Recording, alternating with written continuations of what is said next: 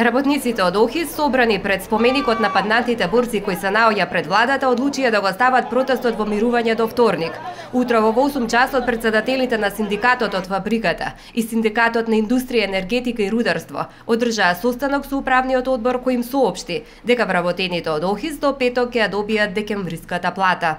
За 10 дена рачунајќи од денес, демек ќе добиеме и јануарската плата.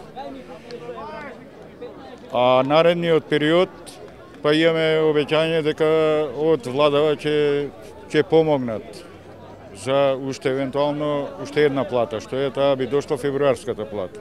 Управниот директор на ОХИС Пеца Јовевски рече дека имале преговори со повеќе компании и бизнис партнери, од кои побарале позајмица за да им исплатат неколку плати на вработените. Социјалните немири започнаа затоа што на вработените не им беа исплатени 13 плати и немаа земено неколку месеци здравствени картони. Во тек е меѓународен тендер за продажба на некогашниот хемиски гигант со краен рок до 30 мај, на кој досега се пријавени 4 заинтересирани фирми.